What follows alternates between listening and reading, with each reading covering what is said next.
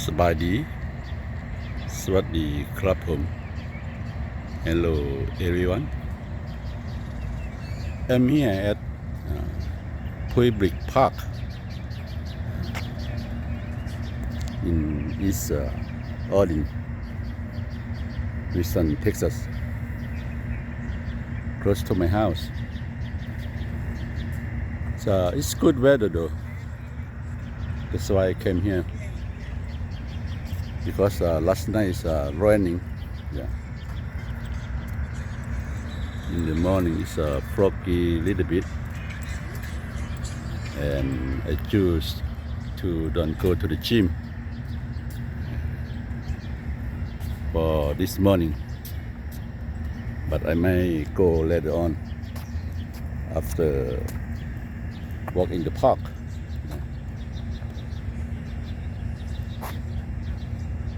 สวัสดีนะครับผมนะคราวนี้ผมก็อยู่ที่สวนสาธารณะก็ใกล้ๆบ้านผมนี่แหละ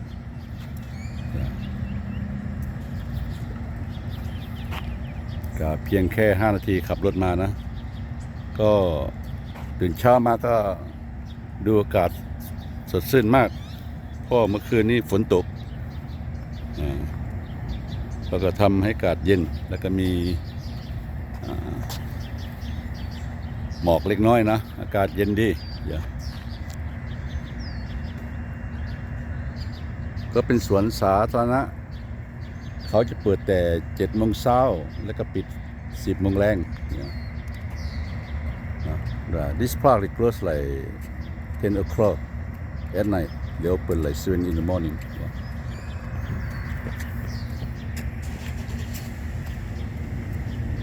สบายดีอีกหนึ่งพี่น้องเนาะทีนี้ข้าพเจ้าก็อยู่สวนสาธารณะอยู่ใกล้กับบ้านข้าพเจ้าหั่นล่ะเนาะกับบ่ไกลขับรถมาก็15 นาที 2-3 นาทีข้าพเจ้าว่าไป2-5 นาทีแล้วเนาะกลางคืนนี้ฝนตกเนาะฝนตกอากาศทำให้อากาศดีเด้แต่ตื่นเช้ามาก็มีหมอกเนาะก็ฝนตกทานเห็นน้ำอยู่หญ้าฝนตกเมื่อคืนข้าพเจ้าก็อัดคลิปซอดคลิปลงไปแล้วเนาะก็ยังไม่ได้ไปชิมเถื่อก็เห็นอากาศดีก็เลยมาแวะเพราะว่ามันใกล้เฮือนบางทีแล้วหลังจากย่างได้จากหลายรอบจนกระสีไปชิมกันเนาะประมาณนี้ข้าเจ้าก็มีเอคิปเมนต์มีเครื่องมือให้เล่นกับบอลเนาะตานเสียนเป็นเครื่องมือแล้วก็มีเดินเทนนิสเนาะแล้วก็มีบนยางอ้อมเนาะกว้างขวางดีกระปูด้วยซีมังเนาะขับเจ้าก็มาเรื่อยๆอยู่เนาะก็มาเรื่อยถ้าว่ามีโอกาสก็มานั่งลินเมื่อก่อนข้าพเจ้าบ่ได้ไปชิมข้าพเจ้าก็มานี่แหละพี่น้องเลยเนาะก็มานี่แหละคนก็มักมาตอนเช้าคนที่ว่าบ่ได้เฮ็ดเวียกเฮ็ดการเนาะข้าเจ้าก็มีพาวิลิออนให้แบบเต้นเนาะแบบตูบซะเอิ้นคำลาวตูบเนาะท่านก็สามารถมานั่งกับครอบครัวได้เนาะบ่ว่าอยู่ในตูบหรือว่าอยู่ในห่มไม้ก็ประมาณนี้ข้าเจ้าก็สิรักษาตลอดความสะอาดเนาะรักษาตลอดการรถขี้เหงื่อก็มาเอาขี้เหงื่อแล้วบอนเจอรถนี่ก็มีหลายม่องเนาะก็มีหลายแจแล้วแต่กลางคืนก็สิหลายคือกันเพราะว่าเดี๋ยวนี้เป็นฤดูร้อนเนาะเป็นฤดูร้อนแต่ว่าฤดูร้อนอยู่ฮิวสตันนี่เมืองข้าพเจ้านี่ฝนอยากตกยันใดก็ตกมันบ่ได้บอกเลยเป็นบ่ได้บอกเลยเนาะฝนนี่ตกตลอดอยู่เมืองฮิวสตันรัฐเท็กซัสเนาะตกกระบอถึงย้ำเพราะว่าย้ำหนาวตกได้เนาะอันนี้เป็นก็มีห้องน้ำrestroom จ้ะห้องน้ำเนาะตัวคุณกับบริษัทเพราะว่าบริษัทอ้อมแอมนี่หลายเนาะอากาศสดชื่นดี ซาวลุดเทรลเล่นเครื่องเมาเนาะแต่ว่าเพิ่นบอกว่าพลางยางประมาณเครื่องเมาเครื่องไม้ว่าจะไปเพราะว่าโยมิกาเจ้าไส้เป็นไปเห็นว่าเป็นนึงเป็นหมอกน้องเนาะเป็นหมอกดีเพราะว่ายามเศร้าแต่เป็นนึงบอกเดี๋ยวนี้ก็7 โมงเช้าแล้วก็คือว่าไปละอเมริกามีfour season เนาะมี4 ฤดูก็เดี๋ยวนี้เป็นฤดูซัมเมอร์แล้วหลังจากสปริงซัมปริงก็เขาเรียกว่าฤดูไม่โป่งเนาะซัมเมอร์ก็ฤดูฮ้อนแล้วจากนั้นก็ฮอตฟอร์ก็ฤดูไม่ล้นฤดูใบไม่ล้น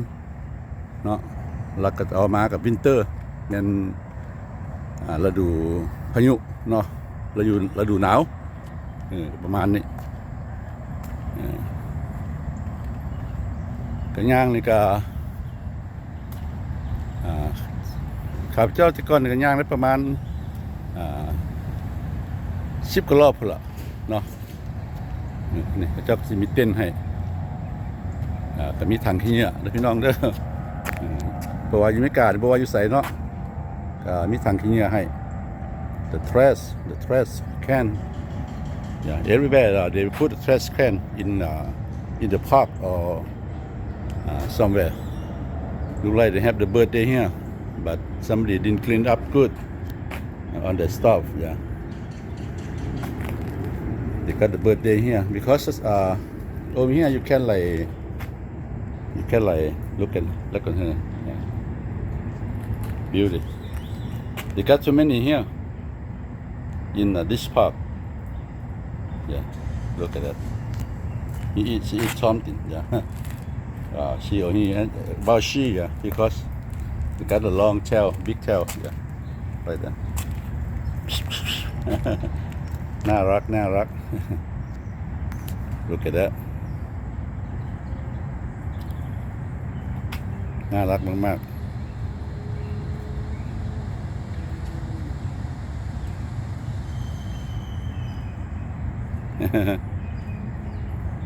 ตาหักพี่น้องเนาะ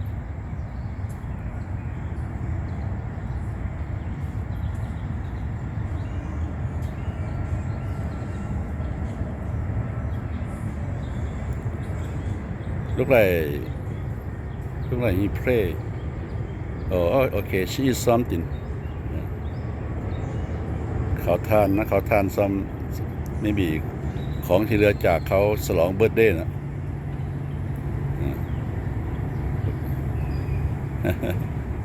โอเค goodbye see you นี่ข้าเจ้าก็สิมีบอลนิดน้อยลิ้นพี่น้องเด้ออันนี้มีบอลนิดน้อยลิ้นโดยไม่ได้เสียเงินค่าประกันใดเนาะก็คือข้าพเจ้าว่าล่ะว่าเราก็ว่าอีกเนาะเพราะว่าในคุ้มบ้านก็มีสวนสาธารณะมีโรงเรียนมีปอน้ำมันมีห้างค้ามีธนาคารก็ครบสุดนะพี่น้องก็จะว่าครบสุดเนาะครบสุดก็อากาศนี่ดีหลายยังเป็นหมอกฝนตกเมื่อคืนนี้เนาะข้าพเจ้าก็มีคลิปเลยเด้อพี่น้องเด้อฝนตกเมื่อคืนนี้ก็ถ่ายรูปลงคลิปเนาะนี่ฝนตกเมื่อคืนนี้ทานเส้นน้ำนี่นันห่งอยู่เนาะเขาจะเห็นที่ชนะเขาเจ้ากระบวนระบัดไม่หรอนี่บนใดนะที่ว่าลมเนาะบนใดที่ลมเขาเจ้ากระบวนระบัดไม่ประมาณนี้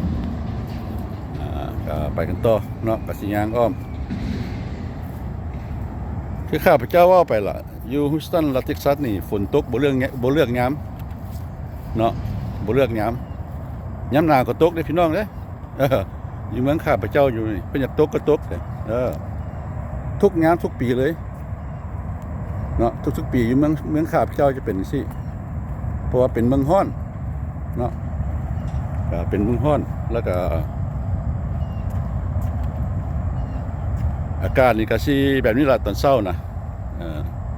แต่ว่าสวยมากก็สิฮ้อนแต่ว่าพยากรณ์เพิ่นว่ามื้อนี้สิฝนสิตกเบิดมื้อว่าซั่นเด้ ก็ถามเหมือนกันเพราะว่าข้าพเจ้าก็ลงคลิปไปหลายคลิปแล้วเกี่ยวกับฝนตกในฮูสตัน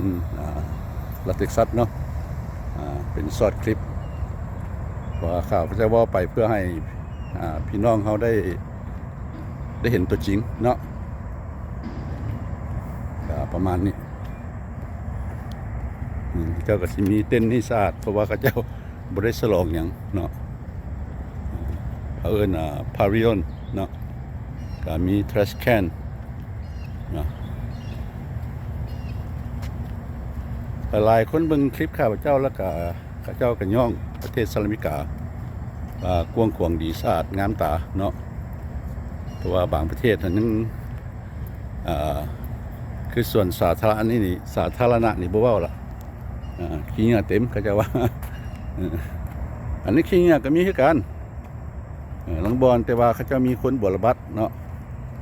แต่ว่ากับบุคุงได้พี่น้องเนี่ยเมืองใหญ่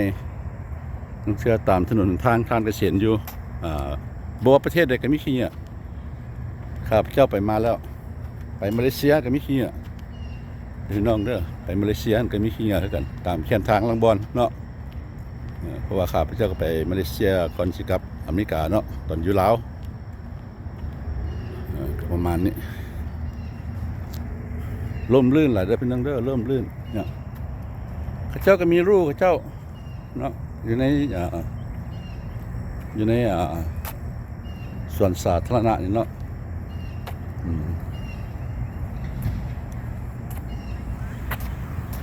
นี่เขาเจ้าเอื้อนว่าภาครูเด้อพี่น้องเด้อภาครูเนาะ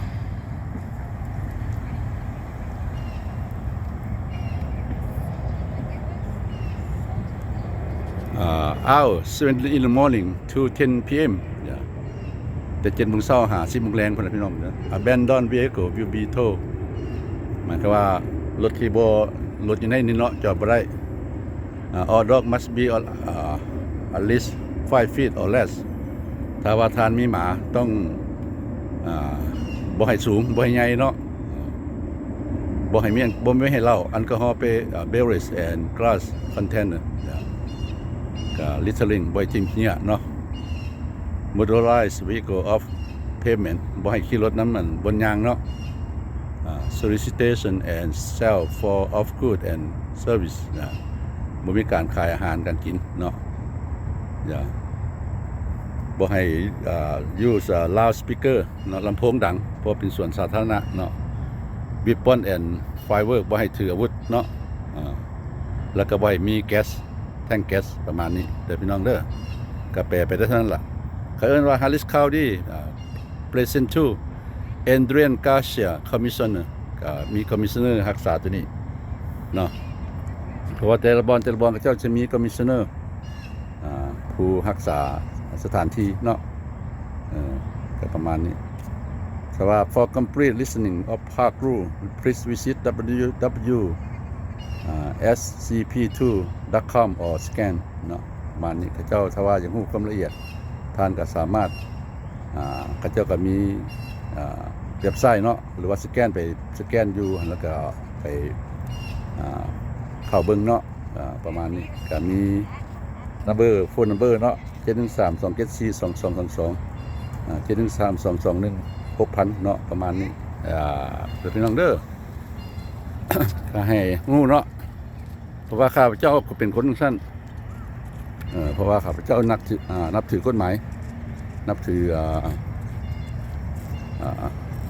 คือว่าข้าเจ้าออกรูมาออกกฎหมายมาเราต้องเชื่อฟังข้าเจ้ามันดีแล้วเนาะข้าเจ้าก็มีประกาศไว้ให้ข้าพเจ้ามักอ่านป้ายไปใส่มักอ่านป้ายเพื่อบ่อยผิดเนาะเพื่อบ่อยผิดพลาดประมาณนี้ ก็บ่ได้มาโดนหลายสิ่งหลายอย่างก็เปลี่ยนแปลงเนาะหลายสิ่งหลายสิ่งก็เปลี่ยนแปลงท่านเสียนเนาะซากของขี้เหงื่อไหลขึ้นมาเพราะว่าฝนตกเมื่อคืนนี้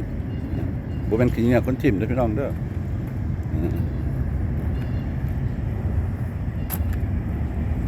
ก็ย่างไปทางพุ่นก็เป็นทางกว้างเนาะออกไปทางกว้างก็ย่างอ้อม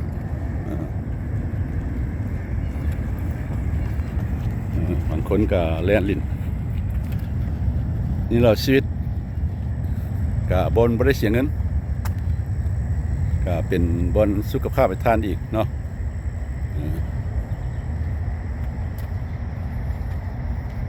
คันเขาเจ้าบ่ห้ามเอาเหล้าเข้ามานี่คนก็ซื้อเข้ามาล่ะเพราะว่าภาคนี้ปิด 10 โมง ปิด 10 โมงแรงเนาะท่านสามารถมานั่งลิ้นอยู่นี่ได้บ่มีปัญหาอันนี้ก็บ่อนจอดรถอีกบ่อนนึงเขาเจ้าก็มีกีฬาเนาะเทนนิสคอร์ตแล้วก็มีบาสเกตบอลคอร์ตแล้วก็ประธานมาเตะบานได้ก็มีเดินเตะบานเนาะ They have like a soccer field here of course basketball and tennis court yeah this new one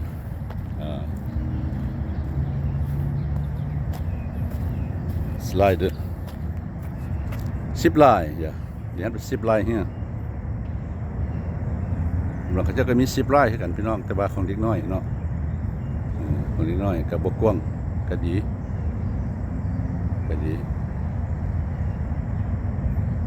10 ไร่ yeah you see the water because the rain yesterday last night yeah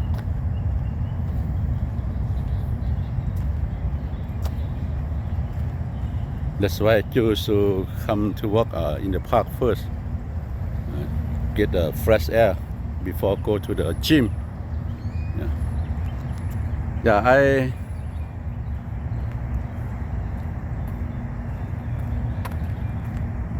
am at the gym yesterday wow over 6 hours no not only exercises but I have to do like a sauna yeah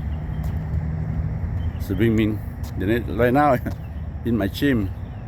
they have like a cold spa 46 degree very cold เมื่อวานนี้ก็ไปอยู่จิมพี่น้องไปอยู่จิม6-7 ชั่วโมงเด้ก็บ่ได้เฮ็ดจิมบ่ได้ออกกำลังกายหมดดอกเนาะก็ไปอบแดดแล้วก็ไปอาบน้ำแดดเนาะประมาณนี้อาบน้ำแล้วก็หลายๆอย่างมีห้องอบห้องนวดเนาะนวดตูใส่เครื่องจักรก็บ่ได้เสียเงินดอกเพราะว่าข้าพเจ้าเป็นคนกินเบี้ยมนานเนาะอันนี้ก็สิเป็นพาริออนในถ้าว่าท่านมีพาร์ตี้เนาะพาร์ตี้ใหญ่หรือว่าอะไรล่ะครอบครัวใหญ่เนาะก็มาเฮ็ดที่นี่ได้ก็บ่มีปัญหาเนาะ good for everybody ก็like a wide pavilion yeah for the big family we have the chair under the tree too table yeah and right there is a basketball court yeah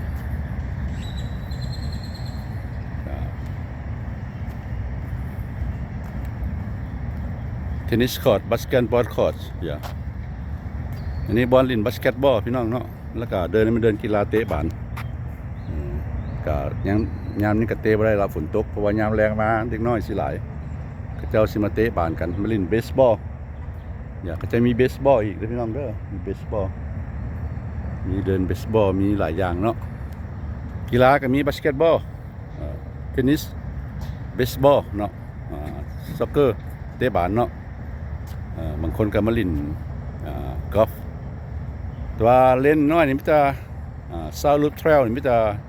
แฮปเมาเนาะเครื่องเมาซื่อก็บ่กว้างพาออกไปยาวๆพุ่น 3.4 3 quarter ประมาณนี้เนาะครับเจ้าสิย่างออกไปคืนไปหาทางไงเนาะอันนี้ก็เป็นบนจอดรถอีกเบื้องนึงอีกเนาะสะดวกสบายพี่น้องก็เห็นถุงอเมริกาถุงรัฐเท็กซัสเนาะนี่ล่ะชีวิตคนคือคนกินเบียร์บำนาญข้าพเจ้านี่สบายถ้าบ่อยากไปลิ้นต่างประเทศเนาะอยู่ในบ้านนี่ก็เหลือเกินแล้วนี่ก็สิเป็นเดินเบสบอลเจ้าเนาะ Yeah just take a picture What? There's a baseball court too. They have like two or three baseball court. Yeah. Baseball เขาเจ้าสิมี3-4เดือนพี่น้องอยู่นี่เนาะงามแต่เป็นยังบ่ออกเพราะว่ายังฟล็อกกี้อยู่ยังเป็นหมอกอยู่เนาะประมาณนี้แต่เป็นกำลังสิออกมาโอ้งามหลายเด้แต่วันกำลังสิออกมา You see the sunrise now yet you won't see much because foggy จะsee เห็นตะวันนะแต่จะไม่กระจ่างมากเพราะว่าหมอกครับเป็นหมอกเมื่อคืนฝนตกหนักนะที่พูดไปละเพราะว่าที่เมืองผมอยู่นะฝนอยากตกยามไหนก็ตกนะเพราะว่าเขามีอเมริกาเขามี4ฤดูฤดู fall ฤดู spring ฤดู summer แล้วก็ฤดู winter แต่เมืองที่ผมอยู่นะฝนอยากตกยามไหนก็ตกนะเขาไม่เลือกยามหนาวก็ตก ยามวินเตอร์ก็ตกนะที่ฮิวสตันรัฐเท็กซัสไม่เหมือนรัฐแคลิฟอร์เนียนะเขาว่าปีหนึ่งฝนตก3 ครั้ง เชื่อไหมที่แคลิฟอร์เนียนะฉะนั้นแล้วเนาะเกิดเพลิงอยู่เป็นประจำที่แคลิฟอร์เนียเพราะขาดฝนนะเห็นบ่พี่น้องเนาะทานเซนอยู่แคลิฟอร์เนียคือไฟไหม้เรื่อยแท้ทานเซนเพราะวันมันแห้งเลยพี่น้องเลยมันแห้งเขาเจ้าขาดน้ำเนาะว่าเขาเจ้าว่าฝนตกนี่มือปีหนึ่ง3 เทื่อปีหนึ่ง3 เทื่อหญ้าเขียวงามบนยางนี่ก็กว้างถ้าบ่ท่านบ่จำเป็นไปชิมดอกเนาะเพราะว่าท่านการใช้จ่ายชีพมันแพงเดือนละ100 กว่าดอลเนาะบางคนก็มาใส่อยู่ภาคนี่ก็ได้เขาเจ้าก็มีเครื่องมือทานมันยางแต่ละมือนี่ก็ละมือนี่ก็พอตายแล้วเนาะมือหนึ่งจัก10 รอบก็ได้เนาะบ่เป็นหยังเขาเจ้าก็มีระบบคลองดีเนาะข้างๆก็เป็นห้องน้ำทานเสียน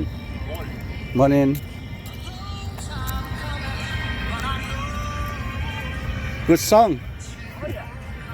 That's like what YouTube Yeah okay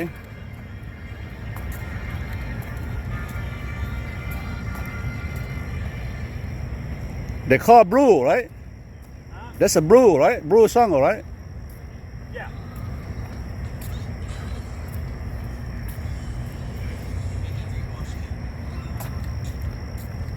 Yeah, this canal, someone canal. Yeah, they do good job. Even the rain last night hard, but water go down. Yeah. This baseball court. เดิน baseball พี่น้อง2-3 เดือนต่อไปน้ำซีบท่วมฮุสตันต่อไปเพราะว่าเขาเจ้ามีระบบเฮ็ดห้องอ้อมเมืองเนาะแล้วแต่ละบอนเขาเจ้าสิขุดหนองเมียนอย่าเพราะว่าฝนตกแต่ละเทื่อนี่คันตกหนักนี่น้ำท่วมฮุสตันแต่ว่าเขาเจ้ามีระบบแปลงแล้วเนาะก็แบบอยู่กรุงเทพไปละคันน้ำตกหนักนี่ฝนตกหนักกับน้ำท่วมกรุงเทพก็ได้แต่ในฮุสตันนี่เขาเจ้ามีโปรเจกต์มีแผนแล้วเนาะมีแผนแล้วเขาเจ้าเสร็จห้องอ้อมเมืองเลยเป็นห้องใหญ่ข้าเจ้าเคยมีคลิปให้ท่านได้เห็นเนาะเวลาข้าเจ้าขี่รถถีบอ้อมบ้าน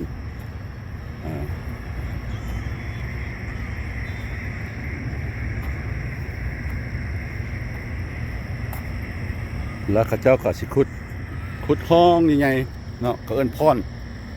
เวลาฝนตกมานี่ก็น้ำไหลลงหันหมดเนาะบ่ว่าสิอยู่คุมบ้านหรือว่าอยู่ห้องหมอหรืออยู่ข้างฟรีเวย์ทุกบ่อนที่ว่ามีน้ำหลายเขาเจ้าจะขุดคลองเมียนบ่ให้น้ำมันไหลไปทั่วทิพย์เนาะก็เคยล่ะอยู่ข้างหลังนี่เป็นห้องไงเนาะเป็นห้องไงท่านจะได้ยินเสียงเนาะท่านจะได้ยินเสียง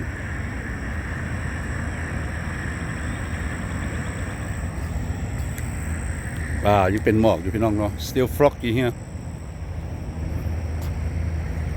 foggy day good weather good for walking jogging in the park before I go to the gym get the fresh air first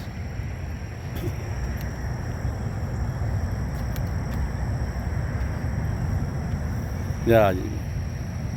like you know maybe Houstonian know about Houston right now they have the project like they try to improve the big canal and they have the pond right when the raining hard raining before Houston is got the flooding right now they got the big pond to reserve for the water they do like a pond like a reservoir now I think from now on no more flooding in the Houston Texas okay I guarantee before I buy the flood insurance when my house got the flood I get something money from the insurance but right now I get out from the insurance because I believe no more flooding in the Houston เมื่อก่อนนะพี่น้องเนาะข้าพเจ้าก็มีอินซูเรนน้ำท่วมเนาะข้าพเจ้าก็ได้น้ำท่วมเฮือนก็ได้รับการจัดจ่ายใช้จ่ายจากอินซูเรนก็เฮ็ดบัดนี้ก็ส่วนหลายเฮือนก็แปลงเอาเองเนาะส่วนมากก็บ่ได้จ้างหลายแล้วก็เงินเหลือก็ได้เมื่อเที่ยวเมืองลาวเนาะถ้าว่าจ้างนี่บ่พอเงินบ่จักหมื่นนี่เนาะเงิน 6-7 หมื่นบ่พอถ้าว่าไปใช้จ่ายในการสร้างสาวันนี้เอารูปเพิ่นว่าเอาเตอร์รูปเทรลเล่นนี่ 3.4 ไมล์เนาะก็เกือบฮอดไมล์เนาะเกือบฮอดไมล์3.4 2 ไมล์สิเป็นกิโลเมตรนึงบ่ประมาณนี้เนาะอะไรเอาแต่ว่าทางในให้มีแต่ครึ่งไมล์บ่ทางนอก4ไมล์เนาะประมาณนี้นี่เขาเจ้าเฮ็ดระบบห้องนี่เป็นห้องเนาะYou see the canal system when they got the water high over there, from the park area, the water come down here and go over there. See, you see the mess from last night. Now the water gone. Okay. Try to explain everything as I know. I know my English not good enough, but I try to say so to practice. Still สวยจัง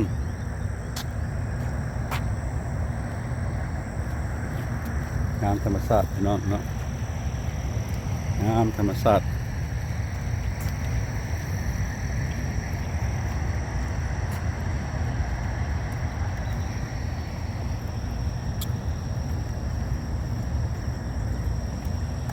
นี่ข้าพเจ้ากลับมายังอยู่ข้างในเด้ยังข้างนอกเด้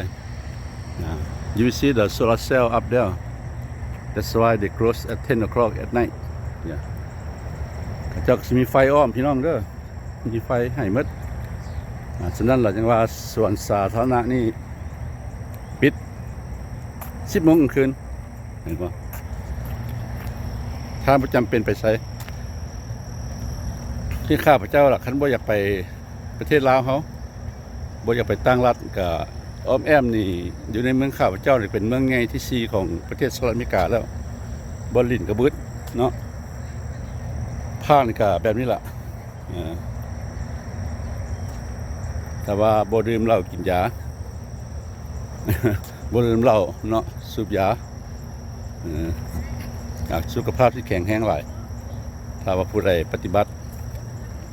เศร้าแรงมาภาคเนาะย่างแล้วก็โอ้หมอกยังเต็มตะเว้นกำลังสิออก แต่ว่ายังบ่เห็นตะเว้นเทื่อ ท่านบ่เห็นตะเว้นเทื่อ you see the sun up there but not a lot because it's foggy yeah okay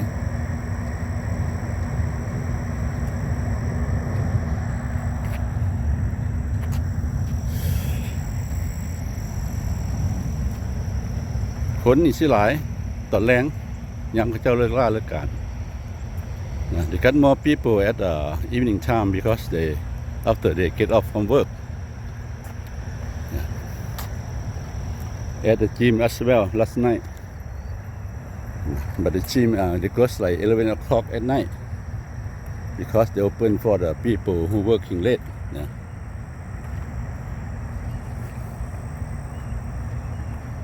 now the most people they love to go to gym now yeah I can tell me as well I didn't go to gym much before now I go to gym to stay healthy I'm 68 years old right now I'm 68 years old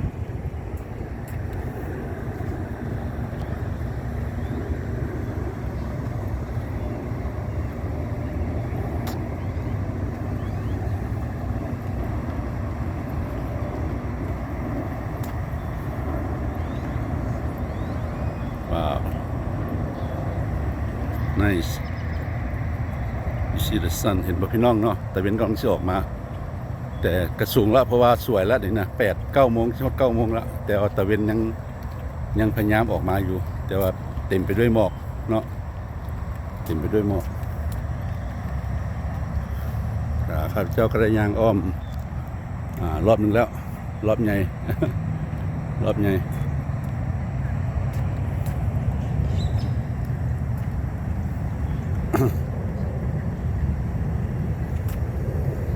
เดินสวยงามเดินหญ้าเนาะเนี่ยก็ยังเปียกอยู่เนาะยังเปียกอยู่ยังหลายคนก็เล่นเตะบาสลิ้นอยู่นี่เนาะเห็นว่าอีตัวลูกหลานอยู่แถวเวียงจันทน์อยู่แถวบ้านพลเค็งเนาะเมืองสัจธาอยากเตะบาสก็ได้ไปเล่นไปเตะอยู่เดินทัดหลวงเพราะว่าเดินเตะบานจากประเทศลาวเพิ่นก็เก็บเงินคือกันเนาะก็มีเพิ่นมีเดินเตะบานแต่ว่าเด็กน้อยอายุ 13-14 ปีก็บ่มีบนเตะบนซ่อม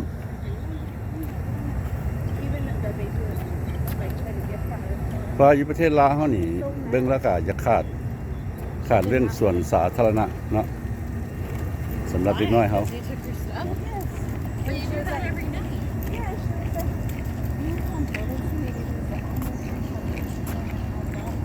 การจะได้ยินเสียงคนเนาะคนว่าก็ประมาณนี้คนลาวก็มีแต่ผมนี่ล่ะการนั้นก็คนขาวคนฮิสแปนิสเนาะ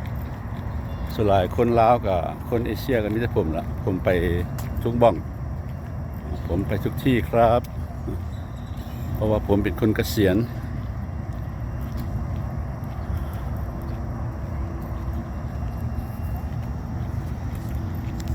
ข้าพเจ้าไปชิมว่านี่เลี้ยวอ้อมไปอ้อมมากับคนเอเชียกับมิตรข้าพเจ้า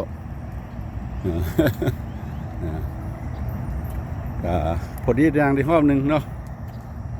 ข้าพเจ้าขอบใจที่ทานคำชมอย่าลืมกดไลค์ให้ความเห็นแล้วก็ติดตามพี่น้องเด้อ so thanks for watching don't forget to like comment and subscribe please ขอบคุณนะที่เข้ามาชมอย่าลืมกดไลค์ให้ความเห็นและกดกระดิ่งให้ด้วยนะครับผม I will see you next clip พบกันคลิปหน้านะครับพอกันคลิปหน้าเลยพี่น้องเด้อบายบาย